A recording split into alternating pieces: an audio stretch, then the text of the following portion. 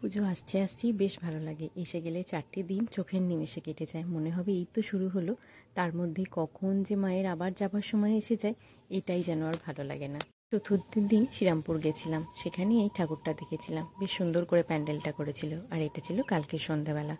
ছেলেকে নিয়ে আমাদের বাড়ির কাছাকাছি কয়েকটা ঠাকুর দেখতে নিয়ে যাবো বলে বেরিয়েছিলাম। তখন সবে সবে সন্ধে হচ্ছে, আকাশটাও কিন্তু বেশ মেঘ করেছিল, মনে হচ্ছিল হয়তো বৃষ্টি হবে, কিন্তু যাই হোক বৃষ্টি হয়নি।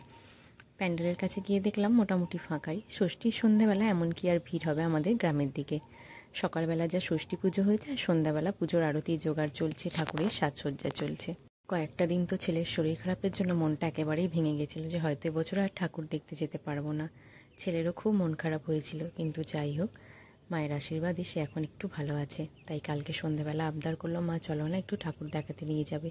ছেলে মানুষ, চারিদিকে গান বাজছে, এত জামা কাপড় হয়েছে, ওরও কি আর ভালো লাগে বাড়িতে থাকতে। এখন যেহেতু অনেকটা ভালো আছে, তাই কাল সন্ধ্যাবেলা ওকে নিয়ে বেরিয়েছিলাম ঠাকুর দেখাবো বলে। মেঘের মধ্যে থেকে চাঁদটাও দেখতে বেশ ভালো লাগছে। আর এই হলো আমাদের এখানকার স্টেশনের ধারেই একদম ঠাকুর। যেমন সুন্দর প্যান্ডেলটা করেছিল, তেমন এবছর ঠাকুরও এসেছে খুব সুন্দর। যেমন সুন্দর ঠাকুরটা সাজানো, তেমন মায়ের মুখখানা। এত ভালো লাগছিল দেখতে। ছেলেও এসে খুব মজা পেয়েছে। কয়েকটা দিন টানা শরীর খারাপে খুব কষ্ট পেয়েছে।